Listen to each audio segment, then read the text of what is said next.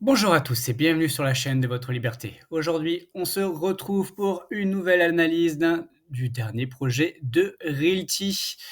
Et pour ceux qui n'auraient pas investi hier sur les propriétés, il en reste quand même pas mal. Alors bizarrement, c'est pas parti très vite, je trouve, parce que honnêtement, il y avait des très très bonnes propriétés avec des très bonnes notes. Et typiquement, celle-ci qui avait la meilleure note, alors un peu plus cher que les autres parce que c'est normal, c'est une holding. Et ben, il reste quand même pas mal de tokens, donc et ben, il n'est pas trop tard d'y aller. Et si vous voulez voir l'analyse, n'hésitez pas à aller voir la vidéo du coup d'hier. On a également encore du Panama, pareil, j'ai fait une vidéo là-dessus. Voilà, si vous voulez vous diversifier aussi en dehors des États-Unis au Panama, il reste encore pas mal de tokens sur cette propriété. Et voilà, pareil, vous pouvez aller voir la vidéo si ce n'est pas déjà fait. Et du coup, on va analyser cette nouvelle propriété là à Euclide. Donc, la vente aura lieu donc vendredi, donc aujourd'hui, vendredi 19 à 20 heures. Attention, le vendredi, c'est à 20 heures heure française. Juste, si on regarde un peu les propriétés que Realty a, donc on voit vers Cleveland, on a 20 propriétés. Ça nous permet, voilà, on zoome avec les propriétés d'hier, attention. Donc, là, on zoome, on voit toutes les propriétés qu'on a eues. Et là, on retourne à Euclide. Donc, on a eu déjà une propriété à Euclide hier. Et donc, on va se trouver dans cette zone-là. On voit donc, du coup, c'est pas une zone qu'on ne connaît pas. Voilà, il y a quand même pas mal de propriétés à East Cleveland et autres. Donc, voilà, c'est pas une zone inconnue. Du coup, eh ben, la voici avec la neige, hein. Il fait froid en ce moment à Cleveland, en Ohio. Donc, il y a de la neige. Les photos de l'extérieur avec un petit jardin, la petite terrasse. Donc, c'est une maison, 3 chambres, une salle de bain et demie. Euh, Ensuite, on va avoir 120 000 dollars à lever, un rendement espéré de 9,68%. La reine start au 1er avril 2024 comme les autres propriétés d'hier. On a une propriété qui est quand même très ancienne. Elle a été construite en 1910, donc elle a plus de 110 ans. C'est quand même assez incroyable qu'elle soit aussi dans cet état-là au bout de 110 ans.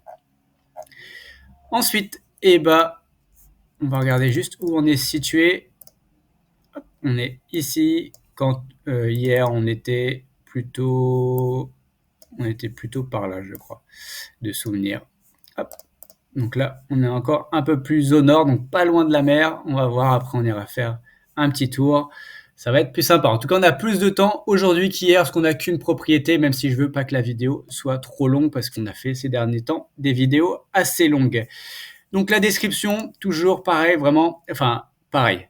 C'est assez récent, mais là, ils ont mis des titres. On a des blocs, on explique aussi le quartier, donc ça c'est très intéressant. Allez le lire, c'est très important. Encore une fois, pour comprendre où est-ce que vous investissez. Et on va s'arrêter là. Donc, on achète la propriété 100 000 et on a une toute petite enveloppe travaux de 3 000 dollars. Hein. Honnêtement, par rapport à 100 000, c'est tout petit. Donc, qui va nous permettre de refaire un peu de peinture, l'entrée et maintenir le toit. Ensuite, au niveau données financières, on a le loyer va être de 1500 dollars. Donc, c'est déjà loué, attention. Donc voilà. Ensuite, donc comme on a déjà vu, 100 000 dollars à l'achat, les 3 000 dollars de travaux. Et on va aller comparer tout de suite, voir les estimations. Donc sur Realtor, il y a toujours 3 façons de voir les choses. Il y a les estimations des agents et tout. Donc là, il nous donne à 122 000. Honnêtement, ça me paraît pas hyper cohérent. Je préfère les analyses plus, on va dire, plus globales, en tout cas vraiment analytiques avec les chiffres. Et là, on est plutôt aux alentours de 101 000 dollars. On voit quand même, ça c'est quand même une donnée importante, c'est que par rapport à janvier 2023, ces estimations, elles ont quand même beaucoup baissé. Voilà, on était aux alentours de 118, 143 pour là, mais du coup, ça fait quand même une baisse de quasiment moins 15%. Après, bon, voilà, il y a Cantarium, lui, qui par contre a augmenté de 13%. Donc voilà, c'est pas une science infuse non plus les estimations, mais ça tourne en tout cas, on tourne aux alentours de 100, 110 000 pour cette propriété. Ensuite, on va voir sur Zillow. Par contre, Zillow, estime la propriété à 95 000 $. Donc là, on est quand même en dessous du prix d'achat. Donc c'est quand même voilà, un warning par rapport au prix d'achat. Ensuite, sur Zillow, on voit aussi l'estimation de loyer. Et là, on est à 1400 $. Donc pareil, nous, on est à 1500 $, donc on serait au-dessus. On va aller voir après ce qui se pratique dans le coin. On va voir si c'est cohérent ou pas par rapport aux autres annonces. Mais bon, à première vue, c'est quand même pas non plus parfait. Quand on regarde l'historique sur la propriété, on voit que du coup, récemment, donc il avait mis l'annonce à 1450 $. Donc après, je ne sais pas comment on est passé de 1450 $ à l'annonce à 1500. Voilà, peut-être qu'il y a eu beaucoup de demandes, j'en sais rien, et du coup, il a pris au plus offrant. Peut-être qu'aux États-Unis, ils peuvent faire ça, en France, on n'a pas le droit. Mais voilà, donc peut-être, ça peut être une des explications. Ensuite, au niveau quartier, on voit que la partie walkable est vraiment pas mal. Transit, et ben, honnêtement, on est à la moitié. C'est la première fois par rapport à toutes les autres propriétés qu'on a ça. En général, on a vraiment des scores assez pourris vraiment sur le transport vers Cleveland. Donc ça, c'est plutôt pas mal. On va prendre en compte. Ensuite, au niveau des écoles aussi, bon là on est moyen bas, donc c'est pas foufou, mais bon c'est souvent quand même mieux que ce qu'on a sur Détroit. On va tout de suite aller voir les loyers, donc ce qui se pratique pour des maisons de 3 chambres, une salle de bain et demi. Et bien dans le quartier, on a donc du 1400, 1425, 1450, 1245. Bon, il y en a une à 2200, on ne sait pas d'où elle sort celle-là, mais donc pourquoi pas. 1400, 1500, 1300, voilà. Donc on voit vraiment qu'on est au-dessus de la fourchette, quoi, ou vraiment la fourchette haute. Il y a celle-ci qui est à 1575, mais bon, c'est limite, en plus la note est légèrement plus petite. On va dire que c'est plus ou moins pareil, et là en plus il y a vraiment 2 salles de bain et pas une et demie. Donc vraiment on est vraiment fourchette haute sur cette partie-là. Donc encore une fois, warning également sur le loyer, parce que est-ce qu'on va pouvoir le réaugmenter au fur et à mesure des années au niveau de l'inflation? Voilà, c'est pas sûr qu'on puisse faire des gros gaps sur cette partie-là. Au niveau quartier, alors je suis allé voir la criminalité, et pareil, on est dans un des quartiers les pires de la ville, donc on est vraiment criminalité vraiment très élevée sur cette partie-là, donc pareil, pas terrible sur la partie criminalité. Par contre, si on regarde, on va aller se promener après avec même Google Earth. Vous allez voir, on va faire des nouvelles choses aussi. Ça va être aussi intéressant sur cette vidéo. Et vous me direz en commentaire si ça vous intéresse que je le fasse sur les prochaines vidéos. Juste, point très important, par exemple sur le quartier, les vacances locatives à 6%. Là, je crois que j'ai jamais vu ce chiffre-là aux États-Unis sur toutes les propriétés que j'ai étudiées. Donc vraiment très très bas. Donc on peut se dire qu'il n'y a vraiment pas de vacances locatives, et ça veut dire qu'il y a une très forte demande aussi, si à ces pourcentages-là. Et c'est peut-être pour ça finalement qu'il avait mis l'annonce à 1450 et qu'il y a eu beaucoup de demandes, et du coup c'est pour ça aussi qu'il a pu l'augmenter à 1500. Donc ça permet aussi de balancer un peu le côté loyer trop élevé. Au niveau personnes qui mettent entre 15 et 30 minutes pour aller au travail, on n'est que par contre à 40%. Donc ça, pas terrible.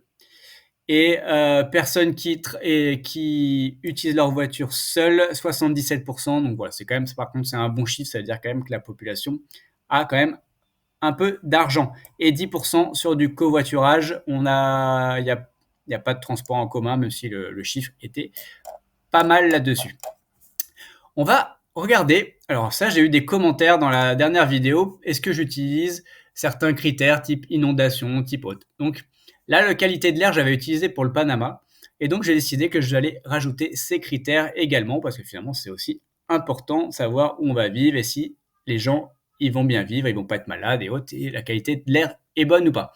Et donc, dans cette partie-là, eh ben, la qualité de l'air, elle est bonne. Alors après, c'est une vision à l'instant T. Et à un moment, ça peut être mauvais. En tout cas, la vision à l'instant T, c'est que la qualité de l'air est bonne, en tout cas sur East Cleveland et sur Euclid.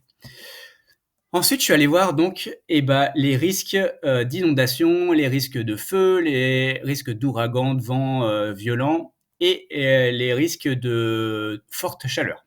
On voit risque d'inondation minimum, on n'a aucun risque d'inondation. Risque de feu, pareil, minimum, rien à signaler. Risque de tornade, de vent fort et tout ça, pareil, on est au minimum, donc aucun souci. Et risque de forte chaleur, ouais, là on est à 3 sur 10, bon ça reste quand même très modéré, il y a quand même pas trop de problèmes. Après on a les estimations sur dans 15 ans, dans 30 ans, enfin voilà, honnêtement, personne ne peut savoir. Mais ça veut dire que par exemple, cette année, on a eu 7 jours où il a fait vraiment chaud. Voilà, donc c'est quand même pas énorme, 7 jours sur une année. Donc sur ce point-là, eh ben, on est plutôt bien. Ensuite, eh ben, on va juste aller regarder la propriété qui est ici. Donc on est ici, on voit que là, on a un golf juste à côté, on a quand même, eh ben, on a l'eau quand même, on a la plage et tout, on a une petite plage, on a un centre commercial juste à côté avec un Aldi, un Dollar Tree, voilà, on a pas mal de choses, donc on a des commerces, on a un golf, et on a la plage vraiment juste à côté, donc c'est quand même, ça a l'air plutôt agréable.